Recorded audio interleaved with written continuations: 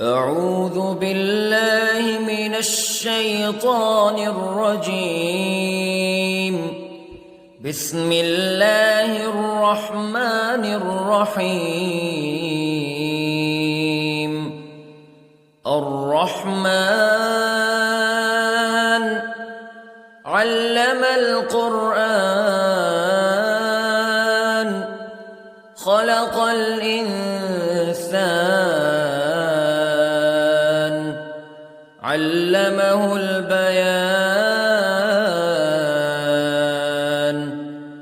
الشمس والقمر بحسبان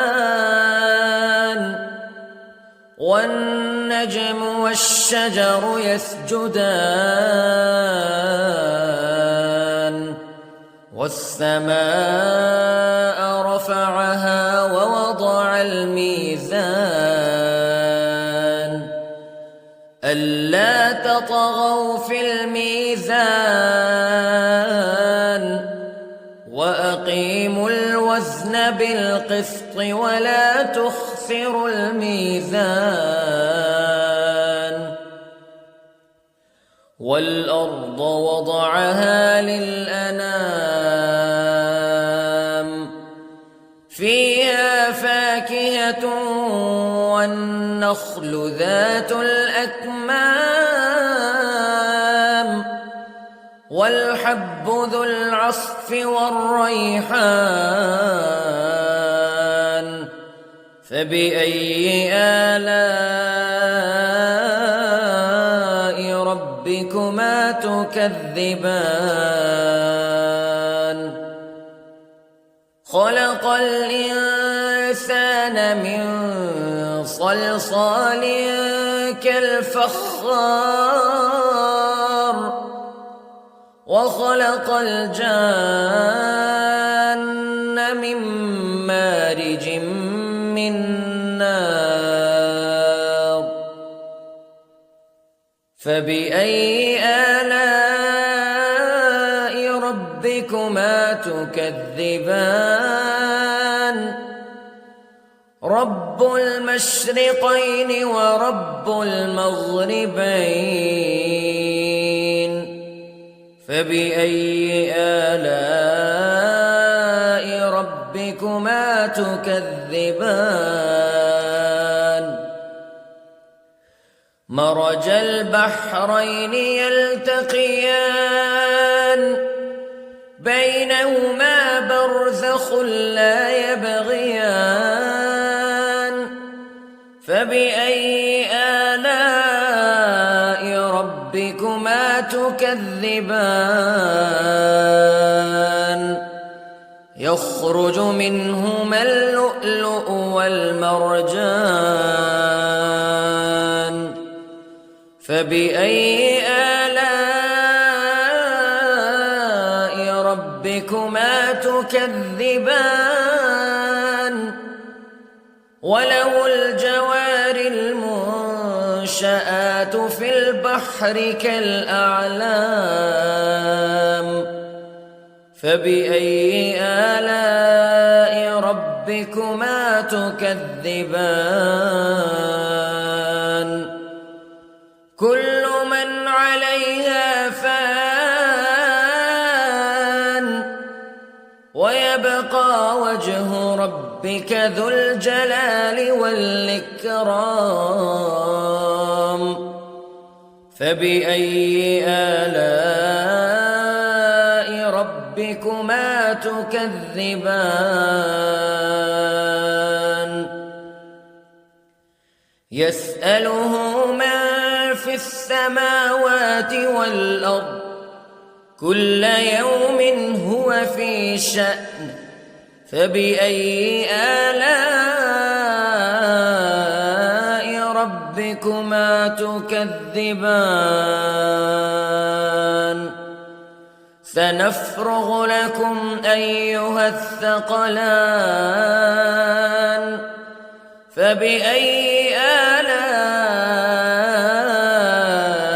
ربكما تكذبان.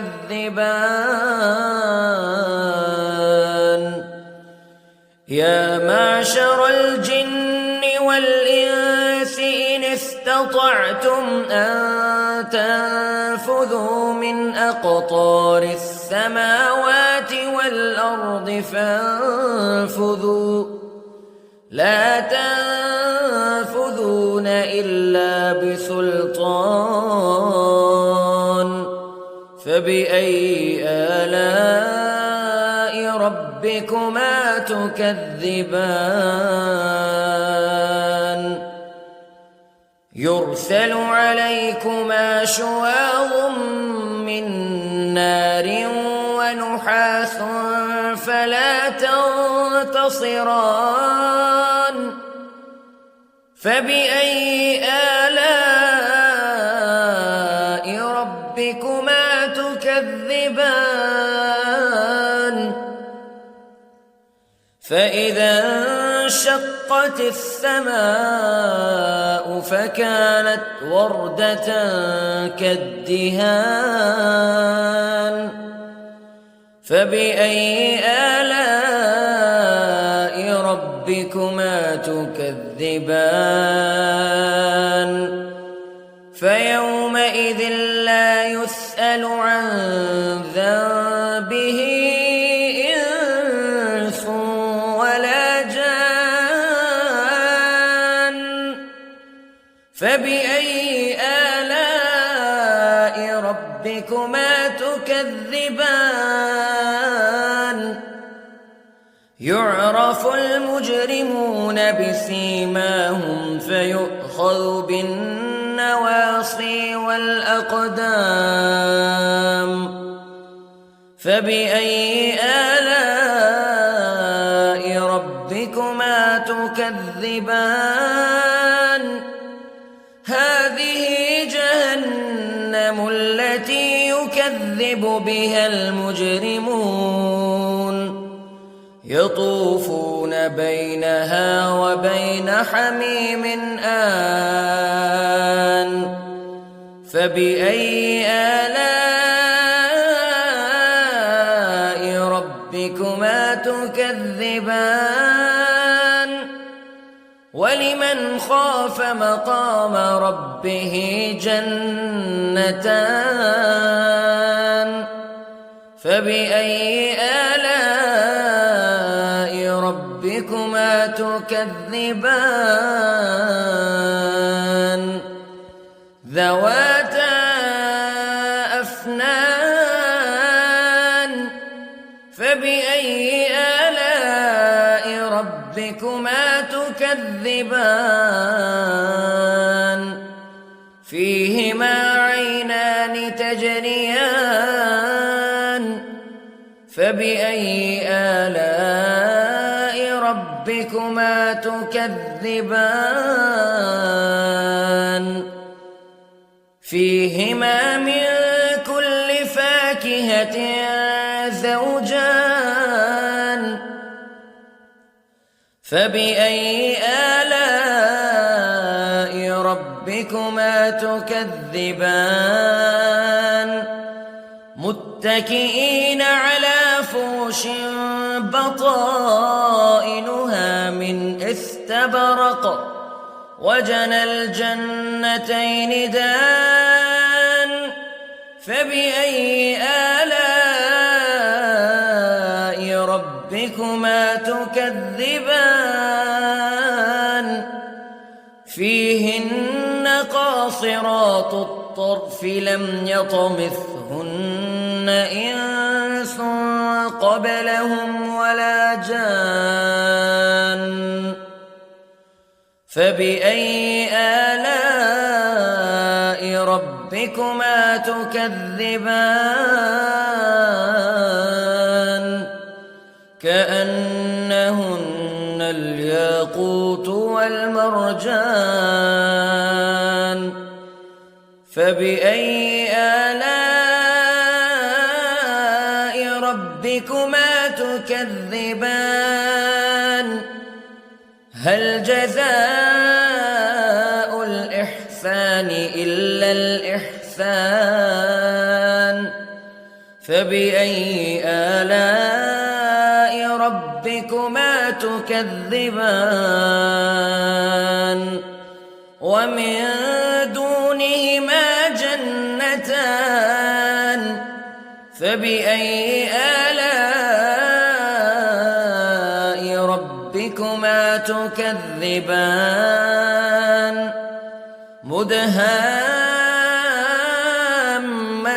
مدهامتان فبأي آلاء ربكما تكذبان فيهما عينان نضاختان فبأي آلاء ربكما تكذبان فيهما فاكهة ونخل ورمان فبأي آلاء ربكما تكذبان فيهن خيرات حسان فبأي آلاء ربكما تكذبان حور مقصورات في الخيام فبأي آلاء ربكما تكذبان لم يطمثهن إنس قبلهم ولا جان فبأي آلاء ربكما تكذبان متكئين على رفرف خضر وعبقري حسان فبأي آلاء ربكما تكذبان تبارك اسم ربك ذي الجلال والإكرام